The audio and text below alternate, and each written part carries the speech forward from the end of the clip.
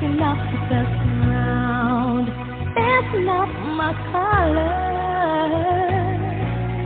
This is my new generation. And I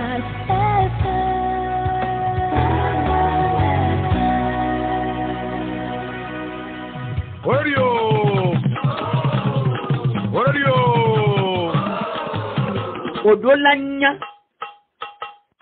Odolanya no tovi keme olia kutu ebeli po odolanya apoje na kudodo asile no tovi wa me odolanya sukulu o kondio asio kudo pe ko le no tovi keme olia odolanya mero ku conseil be doda sikewe ponkume no le wa be no tovia o me odolanya kadodo kele nu tovio me be proto oku jidudu abe dome odolanya olano sewona ya le radio Canal FM jijoda ogbeso ndekenye gawo me odolanya Canal FM di amfo jigbo Oto vive aweno o aweto mi do wezona mi va egbebe odolanya be wonami aweto agbinu Justin amekenyi conseiller le gov 4 be commune ami eye mi gbale jaho egbela kansin gogo kudo enyo conseiller agbinu ekru Justin wezon yo dadede ahomia ahome to fun deviode yo fun keke o to kwasira mi nwere a anya da pe na ta ko ba lo to wa e pro mi baba jedo ya chame won enyo ape sigbale ni kana si won kokoko ni ami do na ya be mi so pompo kuro mi abenu to yo mi kudo ebe do na o ko be ku he ontie le gov 4 be efria so do to mi mi gbọ́n le fia ni doa lebele des on milano koto idini toruto ranya le gbe ami ade fika milini edo nuka kudonu committee wo ikawe koto mirawo enyo dadede mudo ape gade no wa kengbe ni mi ayido mi abe egbe basin kankan wa jia ma jibe madogbe na radio Canal FM to pata wa be to pata bede keke o le jagbagbado yo le nabe chukwa ba sende gomea mi le do ape gare lo do yanti eye ngbale dogbe na miabe tododo to pata surtout vevie to nyan no nyonu oko la siome ke o jala gbagba be yo adoto yo be ntovi ke me yo le abe ntinyawa bo mi gbale dogbe ni wa ochan ma to mon popo ya jima adogbe ni miabe maire bubuto Jean-Pierre Fabre kenyi gov 4 be mera le dogbe ne kubia be conseiller municipal pata be de ke olo do adwa mi le bi do aboga mi le do le dogbe ne do mi to de siade ken gbe ni ba so ye ji a jibe ma a putani ne ni so mi se afoku nya be vede ke jo do miano nya dada nya no vido o le yasi le gli eye jogbe votoa ehwa eve to kudo eye agbeto wa megbe agbeto sugbon ba gbe tie me mi ma tem to ne be mission ajike mi ma aputa ni na wanti o be bi o be ma wu de so do fafape eye wa be jijime ko le ngbe a yehowa le kasi ejintina mu eye wa be vio ko la ni tuevia wa popode mto le wa be sukulu ngba ti mo ji o yo enyo sisi abiabianya enyo dadede mi nyanyo ototo me mi so edododo asi ni so ke mi le 3 sile enti be mi ade nu me ni mi ato sigbendike a on to chon la po be so kaka kosira do be a mi abe rue Clébert Dajoa sigbedeke mi gbole ba yibe jovani e mo voir amon batte tonel doit lo gbedo tonti sapianti zade fu marché de frianti zade quoi evo e mo zu calvaire taya wa soit la gli alo mo wa lo am to ali wa mayo voir a to mo ba lo do me a ke mi gbele di vide ku do mi abenu kukulo quoi mi khose be e chan mi le jagbagba sonti de batte ni mo adodo ne ejumevio wa tentoe ne wa le njejeme bo mi le ji kudo edodo mi so dote so kudo sukulu be jajira do nti gomeje sukulu be mi atro tu khodo mi le tu la video a video sukulu kwa egba kekeke mi tro le do le zingile waji tro le trois le tire de vieux wa no dede no nyi to abe ken gbo ne wa ato sukulu aji a video sukulu le a e de funda dede lo be sukulu e won voix de vieux fike de vieux la yi de gapopo de be yo abe jira yo do ko do vide wa ipoha wa muleo no do me wala be atroba ngbodo me o bate yo wa mi tro didi ne be nu o ke gazi won keke ni mi tro si le wan tire de vieux wa no wa lo ton yo wa no satisfait wa don de voilà mi tro le wo do le ne be sukulu o keke ti sukulu gbogbo de akpobe mgbulaba isabe ajomayibe sukulu a depuis 70 sukulu wọn le fún wa omton padu mi le ji mi le topa wa edoa sigbebe edidi alovire wa ni so amer gbatrona injonction be edo wọn ejibe kaka miano do wetrike me mi le ado be nu wa edoa ba po wa wonu ne devio wa iba sukulu wọn me chalo do me fifia mi le ja tu bâtiment de cas bâtiment de 6 classes qui est de vieux agba décongestionné de vieux wa to wa no emea ne o kaka pobe le school won keke mea mi o 1500 bancs table banc ne school vieux wa banc mi wa banc métallique kakpoto mi o keye atiala no di ke la te anai jijibia bo ne be do cha eye mi ba so do to mi o cha wa magbo be ni so yo da ke mi do ngbe eye mi pade mi abe conseil municipal la mi gba na yin mi sigbe keke wefe ye mi gba so le asitanti mi gba so tro asi de mi abe do nti mi apo be na mu kawe mu le yi o le ke do le yi ro mi abe gaji mo nu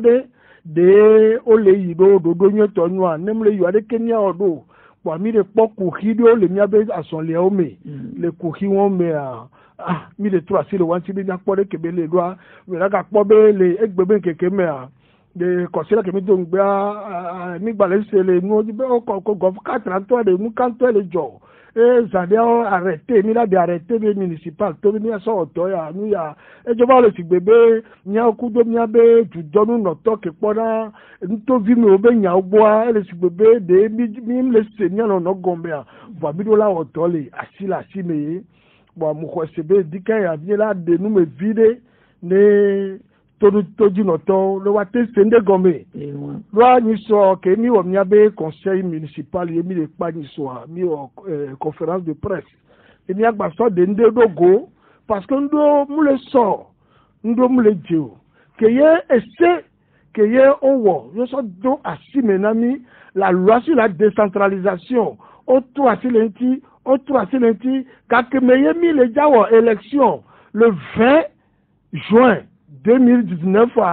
déjà le 29 autre assis le scientifique boye va dodo lebe ken bola élection da wetra maden on do la gbada si le scientifique wa on va tra scientifique o we va mi gbe mi ko e wa to ko gbagbon do me emi so le wo do so le so e mo le ya ni so po o gba so lo abudo da le en plein mandat ke mi to do aji ele sigbebe mi o contrat ko do ho ha to de ele gbo ebe jaba ho ya yo wo contrat kui no la ho ya me taya meleke o la tu fe na kaka no la ho me sibe pe ton voix ke mon papo le be matin gba dado e khoti aji ame ado ho me wete pedeka pa wa ti bo be la gba dado khoti aji ba mu le contrat me ne o la dati contrat won la wenu o la te si dade be na le contrat wenua e nu la troreke va en plein mandat mi le poa o gba trois si le ni be article subonti les lois sur la décentralisation o gba trois si le wanti et nous on me mi la dibe mi accord nous mener et tu me dio vire ne wa sende gome akpobe sam va si ami gbobe mi trois si mi doli niko ne mi abe e model le mi abe mtoame keye ni compétence propre kemi pompo so nti bi gba be compétence o ma ba pa me ton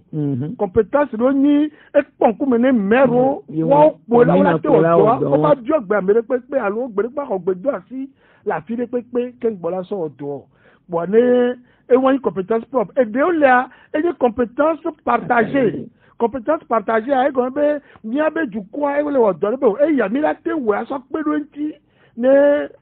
du aba konku menami et do le ni compétence transférée au souhait da mi le mi la we bi do la bia egbe ju don no to lo fi ke mi je ni odo le po he be po de nu be ni be mi je ni odo le do yo bénéfice na to na site po abe gbado pa o mi do la odo ku do ju don no to ke po da la me se be nya ogbo ne compétence o le va e ke jo konku menami ke ni propre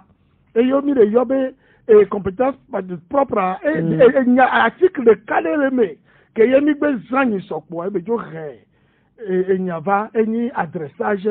des voix des ria adressage ya le nyinu ko be o la mon popo le be mi la ten tro ni ko ne mia be e modo le nya be commune amea mi lo la ten tro asi le wanti ne ni be e momule o yemi po be fi ya o la te de moto fi kaka be so la filia any compétence propre mi la ten we e modo le ke mi po be ele ria fokuva any donvi malo donvi me modo ke yem tebe e modo ra no funu wa mi e pon ku me ne meri la ten tu ne be mo wa ature so yi afibu fa e do ni adressage de voix voilà adressage de voix wa na e nu de ka po mi so le yan ti ken gbo be na re nya doli ni ko ne e modo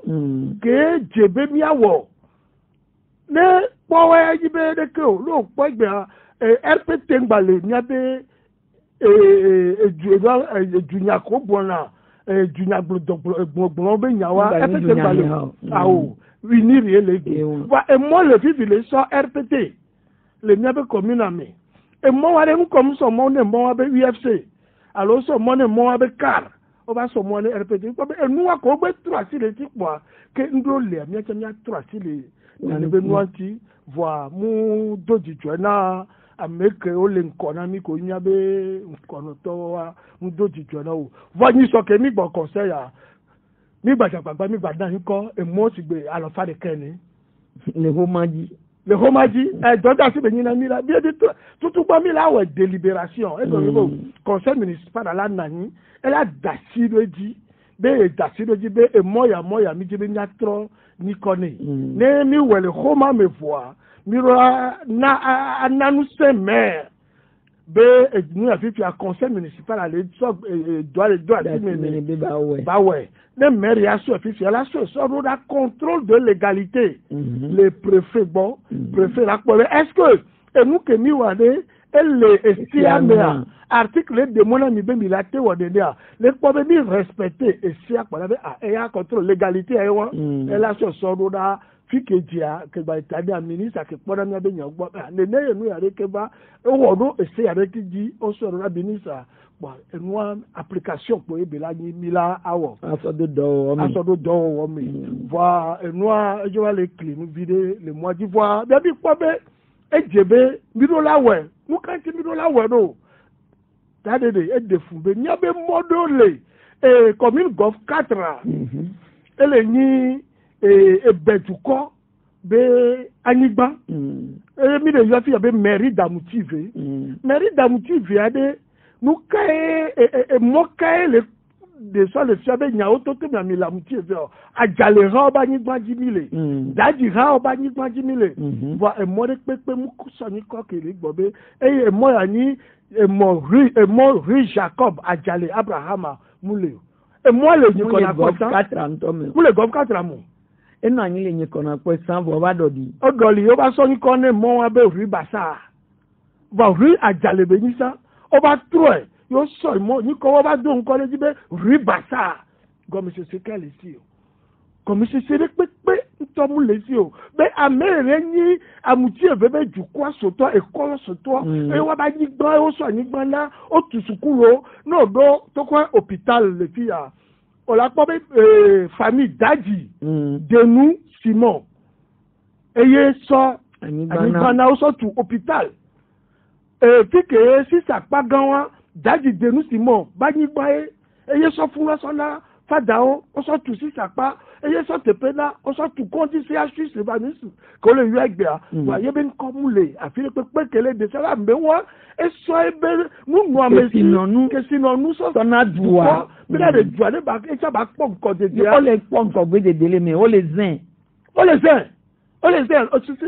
juste que nous lit bien, elles sont conduites grand que les gens. Ouais, à mewa beniko, moulé et moi de quoi dire. Ouais, et de fou. À quoi benissor le 2 que les ni même la gbea. Et les ni 50 ans jour pour jour que les dîner docteur Kaolo à Petit Edmond que ni bol photo gana mi tombo ya ba ya amoaku kaka 51 on so e ben ko dara que be amewa e so ba so ben ko dara terrain di le e wo do le jula e ju abo le so ben ko la ko le yo be da o le yo rupaluni rue crapaud rue ndi o pátápátá ni ko mo le fi ma de o no fi o la poda be dade e mu le tepe o po ami jagbagba bela belo amewo we ko to go be e hadiji be nko so ji le gbe be keke me a bo be haji to gangan no to go amewo be ni ko de bi la po monsieur Atignon premier géographe du Togo ayeng le livre connaissez-vous la géographie du Togo? Du Togo, le Togo, mon pays. Livre amen, livre one qui on s'en para. Le Togo, il y a bien quand on le mois de pépé, on l'a fait pépé. Amen, on y a mon codier, mais la double bois ben compté parce qu'on va donner du quoi, on va donner Togo, on va donner. Et moi, le nez, vous voyez, mi va ce soir, oh, mais la donc on ne be amen oji, ne mi a sowa ben code d'arati, ne ben babou quelqu'un. Bon, et y na ni sobe délibération que mi woni so mi gbabe mi porter tout ba mi wele ho ma di wa obo de se to bo otro de nebe adraba bi la trova ja wa chaji o de otro to asile la loi sur la décentralisation a dit ye o de nebe c'est article 1 que l'ena adressage des voix des communes aux compétences propres o de ja jo le niasi mais on s'en a district autonome du Grand Lomé. Mais il y a pour la pomme, on peut pas l'océan, on l'océan les pommes mais il y a l'oignon. Les Lomé, 13 communes du Golfe et d'Agoignivé, du district autonome du Grand Lomé. Les 13 communes où on met communes de pomme là adressage de voix. Voilà tous les 13 communes où on met soit intérieur de Kakaba Koro Dieu qui a quelqu'un waya adressage de voix au pomme là au adressage de voix et c'est quoi de toi et on va pas non on l'a quoi là pour les TP on est donc ici à l'éveil bon ben il y a district là mais dans la mairie commune de la tenwo commune de matenwo nous qu'entio voyez une compétence propre sur des sur la district moi elle est vous compétence ben et nous messi ko le mairie aussi le niabe du quoi mais ou la ben no jo ne nebe gao commune jonaga que yo maga o ma pourcentage que ye mira no so boda district de chabe dowo apo le niabe recette do mi wona me les 13 communes o me commune de ko la so ye be 20% sur la district autonome du Grand Lomé et de là il est à Nazap parce que Nazap e wona ni pa popolo et belolo et tu me dis robedo et du do peut garder que le bedomian qui le commune nommé et tia mbale dak bedomian be colonel beremna que le tane ne be commune le odo et le jagbagba le adazapa le odo ku domia mia do akpene voix ennemi là et grand que mi sora mi popo so le odo district autonome mi sora de là dans le problème chaque commune le soit 20%. Soit des Doda 13 communes, les sont 20%, soit des Doda district autonome du Grand Lomé. À même à taux déjà, elle est 100%. À 13 communes, on le soit avec Garoda. Donc, c'est que tu as une recette que tu as et où commune autant que tu as voir au bas par exemple, il doit Frère Jardin, Anani Santos, le parc que le fou district autonome, au bon sens, et les gérer. Mais, et PAM Fifia, PAM que ni commune, au compétences propres, la gestion des marchés, gares routières, les abattoirs, que nous ni commune, au compétences propres, au bas de et PAM, ça les attribué là. district autonome du Grand Lomé. Ancienne CCIT, et Gargote, Daro, Aputa, et Kotoa, et on opposition sur le district autonome du Grand Lomé, et là, nous gérer pour nous qu'un et non, il y a une histoire qui et pas maintenant, on crée à des communes qui ont opposition avec communes. Et pas, et donc, assilé, Gof 4 mai, les assigas à Daoula Tobasia, Bossime, on s'en est pas. À Corée, c'est Wabasia, et pas, le mai, Rezana Wabasiga, on s'en est pas. Le point Rezana Wabasia, c'est Merkel, le fou opposition. Lo yi Gof, Merkel fou opposition. Lo va Gof 4, Asiole, nous comme ça, dit que Basia, il y a son est pas mou. Nous comme ça, à quoi il y a ça des femmes. Si on le gagne, ne voit, et il y a pour ça, et moi, et des fous. Mais il y a 3 cibles, et les demi-placatiers. Ne m'a pas trop que maman va ni quoi comité de soja, et pas bien y avoir d'adhérer. M'bouleau bé, et pas ma assis, de cas, amené. Yo ça peut, bon ça le wa d'abla tobasia. Va mouler néné. L'autre pas, à Tipodi. Basi le fouloir, et de direction, et de gestion nouveau. L'autre jour, tu peux dire abattoir, et tu as de direction, et de gestion nouveau. Abadahonou, et tu as de gestion nouveau. Quand on a Daoula, ton tobasia, et tu as de gestion. On se voit quelque chose à Daoula, non, mais comment Daoula, normalement, les gros noirs, à Tipodi, abattoir, Badahonnois, et nous avons des communes. Et pas me les gérer. Et nous, quelqu'un aime bon, il Asia, et Brano, et quoi de cas, elle va quoi, mais ni moi, mes filles, qu'elle est ni zongo, mes filles, Asia, elle va, caca, fou, ma fille, et pas me les collecter, et nous, quelqu'un, fille, commune, où est-ce que quoi, mais nous, on a tous aussi.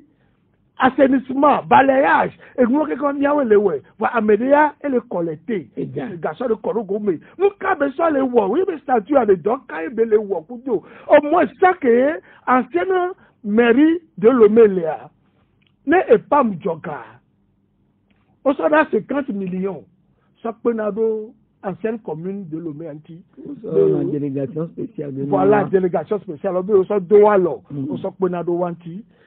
Que commune au va devoir faire ancienne commune de Lomé et Marotepe à Maton commune Gof 1 2 3 4 5 si c'est à commune yé béni au créé voilà que malé les on sera 50 millions soit Penado ancienne mairie ancienne nous quand on m'a dit 50 millions à Marotepe à Maton avec Gof 4 au Gof 1, Gof 2, Gof 3, 4. Mais tu combien de choses on peut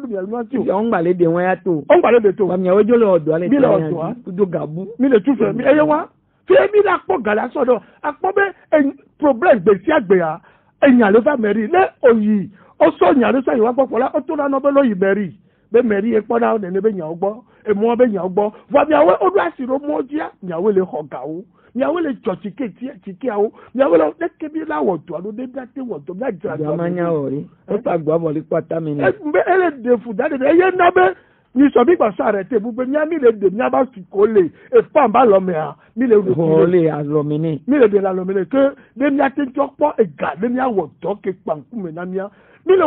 mi engagé dogbo de ke ne so ja jumejo ke ni so be ji ke ja ni so ku da gbe won dade de mu le ji me so 21h wa kaka 5h du matin baba o ko le di ami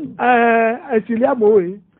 apa la moto apa dodo e na be hona o mi la be hona we parce que sia e gban keke ba ni kona po ya keke won e sigba mo ba ko me keke do exactement ça mais ma da pe ni abe do to ke we na monsieur uro e exactement ça be di grader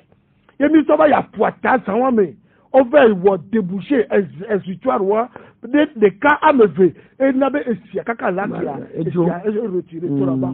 et comme et doit me faire et gabe doye va puis la po galo et nous que là do regaba les niaso do doa o do le de le niasia de dade de que mi la o janwado jabia yelo eno sisi ni so won ke mi o mi abeto poro be bobo apa ni sebe mi gbatrona ni ko emo vovovo on a temu toi lo wajina mi de karika ma tu ya to asire de odie dalede ya ototo ba so kemi onwa ni tro mo ko gbale nya be komi golf 4 ami nígbà tro asire mo si gba lo fa de kanti que on a pas rue du commerce qu'on a be rue du commerce on va trouver rue du commerce on va trouver rue Sylvanus Olympia que de nos dénominations que nous sommes ici de rue de Nana Benz Nana Benz on n'a pas du astane à me trola ba du amé les après bien mi pas si voir mais c'est ba wa dana hu so dana de o so na hu na du peloton d'entente voilà Nana Benz on be hu maison tout bon tout wa oui so hu do et non Afrique de l'Ouest à quelque bola be Nana Benz voilà moi mo gba ni ko pepe Nana Benz wa mi ami so mo wa so na rue de Nana Benz donc on va pas et moi veut boire rue Octaviano Netime et moi le front dit 111 rue des Palmiers rue des Palmiers wa mi trouve rue Docteur Robert Kobla Viancé Fiadjoué ancien maire de Lomé et ni maire ne Lomé be du quoi bayi à moi on donne joie il a été sauvé et d'audacieux be nous à son côté donc à mi so et mon wa so ne rue Docteur Fiadjou là Docteur Fiadjou rue Docteur Fiadjou rue qu'on avait rue des Palmiers mi tout rue des Fiadjou à quoi l'on sort rue Kodjo Jacopé rue de le Kodjo Jacopé numéro 8 à demi on va passer à Balada si mais non mais à quoi que là et le Kodjo Jacopé on avait rue des Myosotis rue des Myosotis ne ko va flower rue des Myosotis ça ni eye mi trop bébé rue professeur Herman Kofi Atignon ne wa nyabe ame wa géographie e wo to le du ya eye o la gba po be rue dele enua ni ko na po rue Mamba Krepi o ba tro be rue Nanduta ni gba to tro ni ko santo so ba be rue Mama Krepi le dankuro me de kare kapo e mo dole o la po be rue de Nanyisa eno Kodjo Jacopé que o yo na be rue 6 rale o ba tro be rue Nyangbade wa enyi diko nyandi gba to ni ko ba be rue 7 rale ameka be nyi o won gbo na 7 rale a enyi ameka wo mi abe drapeau draplanga eye we eye na couleur ro de ko la composé doa eye we pa mo wa be nko ala bu nene ko viwa fa drapeau wa mi balé ça egbegbe o la poste gbe russe gbe e modo de ke ni abe hymne national la ke mi da to ko be adaka monseigneur to se eye composé voix do se e noa do se me vele ye mi to so chabe nko so daro e mo ade ji ku do so be ameyo keke wa bila a tro wa be ji ko so gboba ora ko be yo le bio se be nu kenti ya me won be nko le mo ate wa e la iho tu nyame e iho tu nyame la be wo do ne du ya nu ke be wa e voilà e mu kenti mi so ora ko be rue de le Kodjo Jacopé que o le US be rue Danobe Fabien dit to be rue Maître Akwe adopté Jean Laudi Blue fike sukuru ko le yo be Akwe le àmọ́ wọ́n we ni teacher gangan ke ye o so rura Sénégal o be ho tutu do yo gbo ba wo ba kankan do to go be ju ame keke yo to fo me teacher o yo ba do la Niger o do la gbega yo be ti àmọ́ to go be àmọ́ wo be nko de pepe ngbale egbegbo rue de Charles Kodjo Jacopé o le yo be Rikitom ni ami so nko na be rue Jobo Bukari amewacha ewo to vile ne to go be jua donc ora po egmo de Charles fun wa ke ni ko na po ya o le yo be rue de la Ve ni ami so nko na be rue Dimongu Sambiani Raphaël Tapango Tawe il est l'un des premiers des 5 députés du Nord les Kodo Akova ya bro de ba ko tout wa we won emo amewo be nko wo mi trɔ sɔgda ɖo emɔ vovovo distribué alors fa ɖeka ene emɔ le keye nyikɔ ɖe tɔ ame ɖe nyi Sylvanus Olympio be ogblɔ be gadukɔ eye nɔnɛ ŋuti edzɔ ne ŋuti amewo ewɔ dɔ ne eduya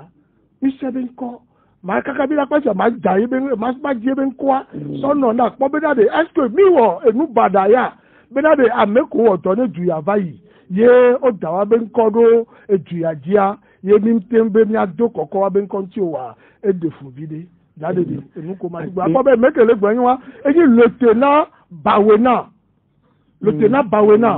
eni Sylvanus Olympio be gadukɔ eyi lɔsɔtɔ be nyi o kpɔ ne wo bɛ sɔ ni kɔrɔ gbɛ ame yanyi nɔrɔtɔ ame yanyi awo miɔ ya de ame kegbe wɔtɔ ne dukɔ ya so kpɔa edze be watɔ do bubu wa be. o bɛ nu yɔ tɔ bɛ tamuti na ba mi o le be wa dame wɔn bɛ tato ne ɖeviwo va le biɔ nu gɔmɛ sebe de me ke be nyi kɔ sɔ na mɔ ya ma wa gbɔ nu kebe wɔ ye ŋuti ye be nyi kɔ le mɔ ŋuti. amewo keye kakeme ye mu le duame ke gbɔ ku de ta ne Sylvanus Olympio lamɛ va gble ye be dzo yi Benin. Et là ben il y a pas quoi le décor le riba monsieur Baïda et ben quoi à quoi le décor que nous le to zongo BTC be kwanti ba kwa ti noti zandia et banque de le funa banque de le noa quelque part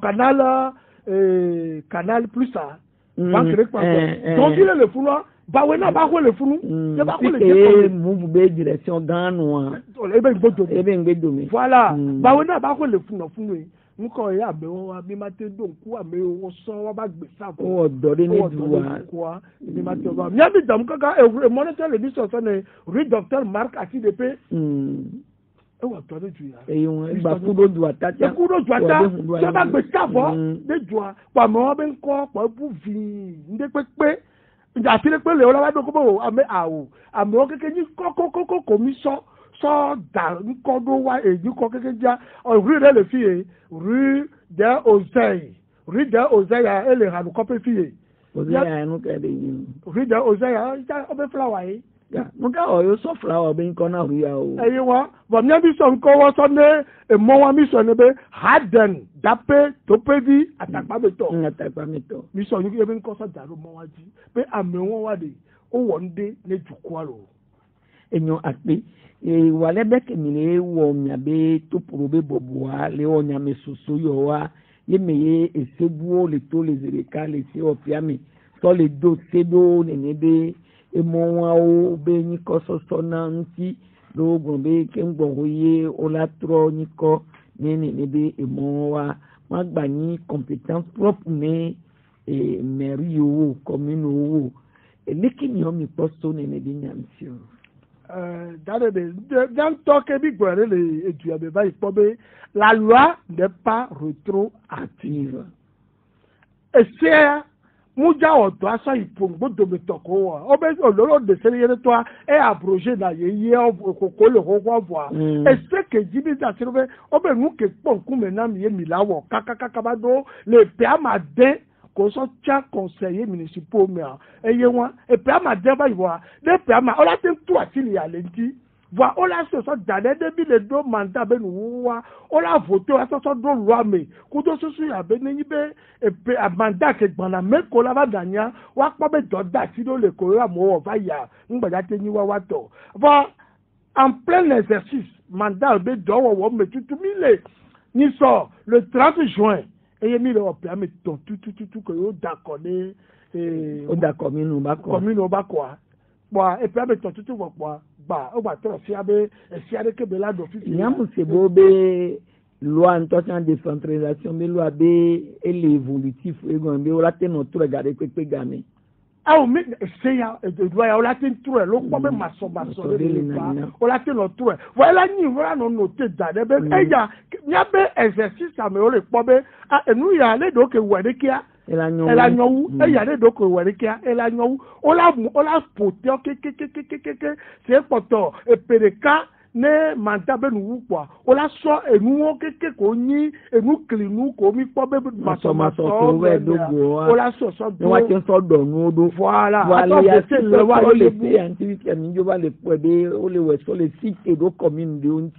e se akozo wo tutu ade commune of 4 anti po we do mi be commune de o commune of 4 antopo parce que o la po be o 3 si le il y avait article 66 article 66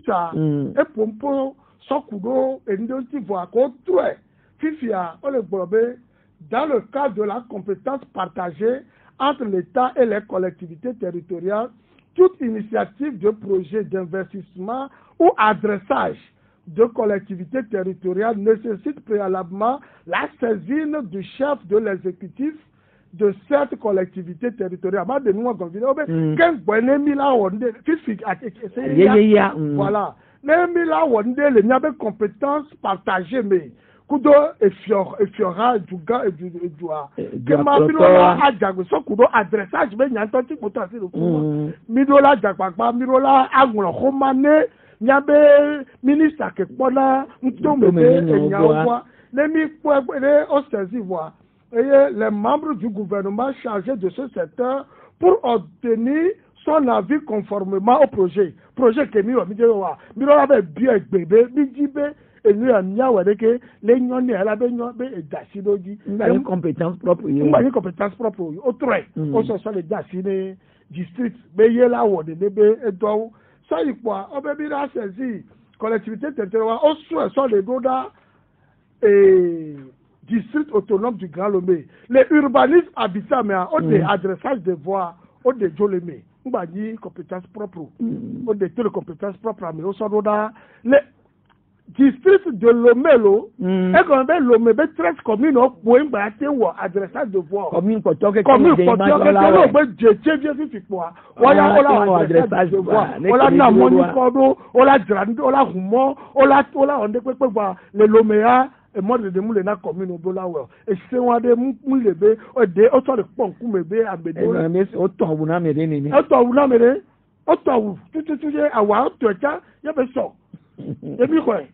moule te pe o fo enu ke gba de fun fifile e se ko 3 mea o gba so e se de ba pe article de le fia o gba so le nyabe article 83 que les compétences transférées mea o le so le nommé adressage des voies uniquement pour les communes ne faisant pas partie du district autonome adressage des voies au sein des communes comme le district Moawa ola tenwe voie miaoya mingba komo mingba tela avec Lomé grand Lomé ya quelqu'un fois américain pour moi là dans les du corps pépé voilà mingba o doit be pépé et ndé kale et sele ba le fie ye ogba sova et de fouet ça le niabe et noir mais les articles 88 Nemi Penyabe article 88 que le pompo sommiabe compétences propres, compétences partagées, compétences transférées. Mais le point 7 et n'y a le front le globé le classement, adressage de voyons classement, déclassement. Et moi, il a été sur ben mon alors et moi, il a été tué de mon et ni déclassement, redressement. Et moi, au deux, quand on va se parler, on parle qu'on doit et bon que va se hancoper tout si que hancoper va s'y annoncer on va do pavé tout pour que ça va faire moi tout me le fier et moi milaten pobe milatemu a élargi à quelqu'un attention ne so ton banque comme quelqu'un est hôpital dit qu'on a quoi mais moi le pour et moi milaten ouais voir on va gbea on va bater ouais district autonome du Grand Lomé donc et moi élargissement redressement prolongement et la suppression, dénomination des rues et des places publiques municipales au détourné. Moi, TPD au Kony à Yakopéo, Yeni Kode, Bidibo, Miasoni Kode, ni pour Mobé Milawa, district de la way, et que les essayés pour les va, Fifia, et Yawan, les essayés ou Wamekia, et de autres les. Et nous, on va sortir bien article 93 à mer. Il y a le cas où nous avons dit est-ce que, oh, y nous, mais il y a ekuro miabe session nti miabe gododo ko mi ona le pamea mi ona gododo de ka le wetri tomé gododo de ka le wetri tomé le gododo wa commission permanente et comme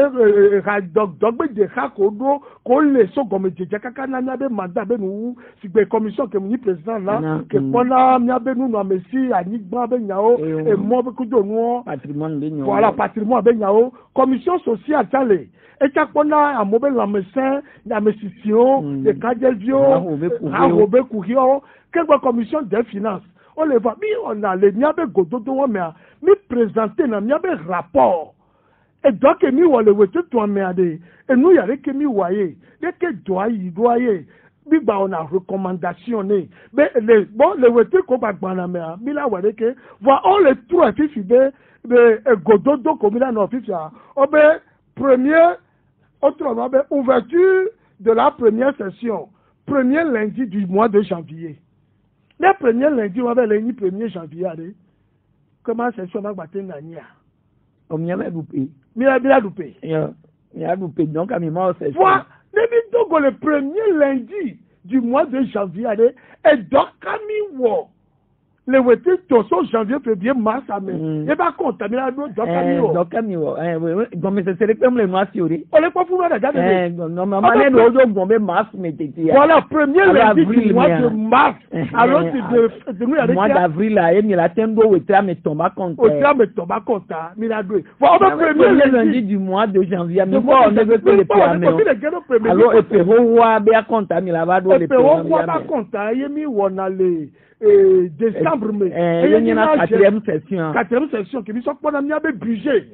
session budgétaire et que ya va de et jawo ruka et mis on a ligne budgétaire OK et mis on pas ga ko bilanza a ouais que à son ministre avec produit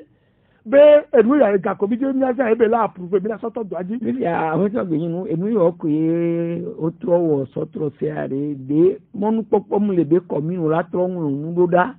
be enwon mu le tipu e ya o le ki ayo mu se gomi no la tento tro wa tento tro alo o we po ele ni pu ya e ja to le ma gba no nti e ko ni ru la de me sigbe ke bi le de me ju kwa le se ya ko se wa to le toji o le se le ke bi le gboro deuxième session ouverture de deuxième session premier lundi du mois d'avril et nous commençons le dernier premier lundi du mois de janvier, premier lundi du mois d'avril, premier lundi du mois de janvier, premier lundi du mois d'octobre.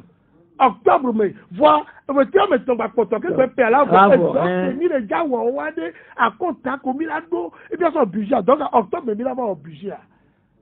Mais nous, il y a des Kérékia. Et comme c'est moi les lois, on dit, après 93 ans, et il y a tout assis sur nous, sur les 2 mai, nous les menons, donc on mis là en session. Les nous y a mais mon papa les demi bon wetin ton quoi mi do la obsession de ka adwa konta be do ya ke mi wale est-ce que njeje lentia njeje bu lentia mu ke poto mi la ba tu asi lentio mu ke poto de ke mi la wado est-ce que e mu de ka gbale ibe mi de to doji premier ni so ce même considère que mi dongbe ya et yo le so mi abe mois de avril Ote à l'Esomia be collecte au mois d'avril, tu reçois les noms début du mois de juillet. Au tram à Madrid, moi, mais quel mois le soir, tu tombes, nous quoi. Janvier, tu as mis quoi, mois de mars, avril, mais ni pas le quoi. Ou tu es au capot pour moi, mais nous, Kabila, son au toit. Et Kabila, va nous doit compter. Voilà. Donc, nous, la population doit compter. On a mis à premier janvier, premier lundi du mois de janvier. Et que nous, Kabila, doit compter. Nous, Kabila, déjà bon. Il y a pas bien, non, caca, quoi, bien cité. Nous, les tépos, et c'est moi. On a trop point pour Benadé. Nous, les tépos. Et c'est des balais. À ce que les filles, dans les matros, soya, non, les ma, non. Plus que, on l'a tenu à des mères, on l'a destitué, alors on l'a révoqué, on l'a retourné,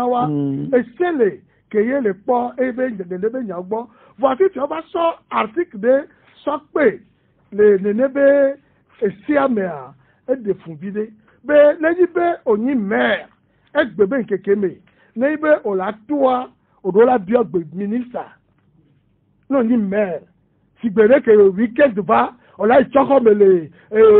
la konji afla de ya gweji go fi ikonja orola okoma ne ministre de territoire be ministre ande kuku mjibe mje ichoko me ne ma we po ne ministre ra tro be nyon mse be yi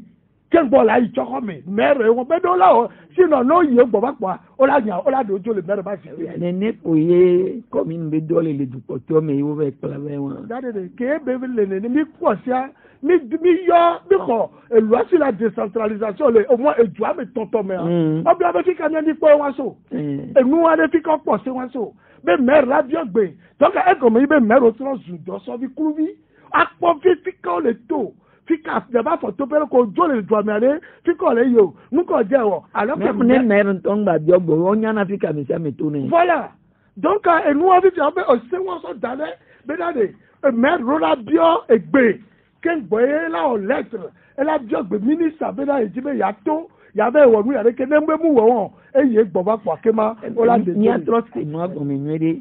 ne mera e la jole lomi la isokode ai dapango ai kara ela biogbe dudon no to alo ne le ja so deje godo si ja idahun alo ele ja igana ye be la biogbe a obe emu ko le nyabe article 135 e won article 135 et c'est ça to ale globé ne bola de mer de jo obe e o détournement de fonds publics e blalo do do avec la sigame ola de mi constater mi conseiller mi constater a mi la titre qui obe ni so obe ne sere cha gbale fi obe constitution ou corruption emprunt d'argent sur les fonds de la commune yen to pone pa e do gale commune ve gale mi gale ve ko e moi e daro seji ola de jo le ba si pe ame fonds et écriture publique et quand bien que nous avons surfacturation ola auto ya si 10 millions voilà gbo 20 millions le but constaté ola de jo est endettement de la commune résultant d'un acte de mauvaise foi ou d'une faute de gestion. Maintenant, on avait commune à Doufé. On a fait ganti donwede wa lo zen yaka yaka. Commune à me fait commune ya na nyi so be. Yo do Doufé. Be malada kabiame. Be gabiere kangba yo kaka yo la ten jamiu. On peut y aller que ça court au ah ouais on Doufé ken bo ba de si ato fi. Oh, et si ale koko de ne. Et c'est bon ah OK ya on to ati.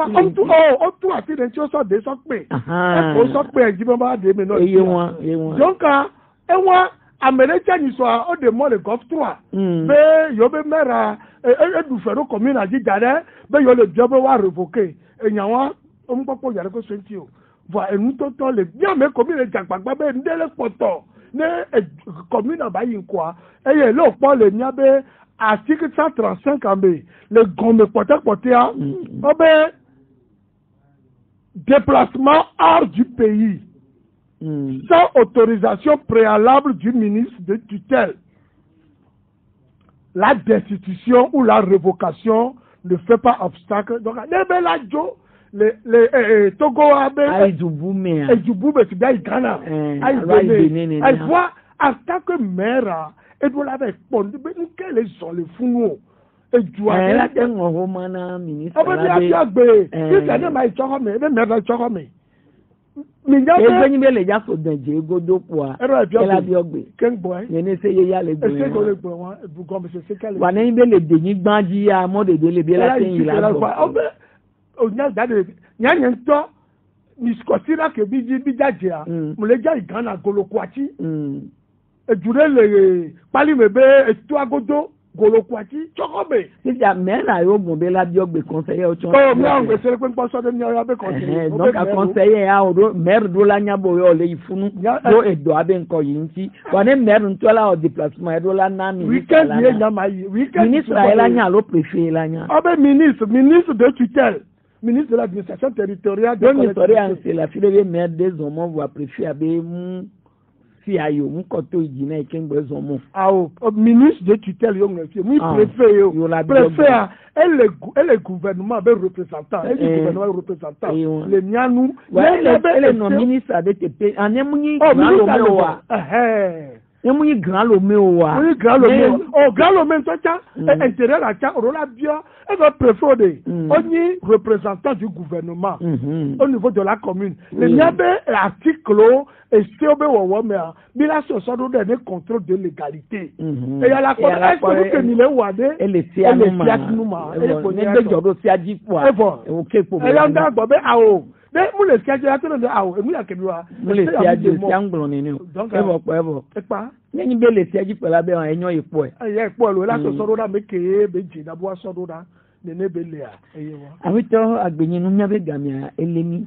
ne emiadele kede gomi yeju komi viola sififi sokudo edoke ni golf 4 so dotomi ye nyapeta mi gomi koto ejina mo le fi aleke do aba po nko yiro eko wo ekudo eko poto la wari le mi si kami o ma le popuna mi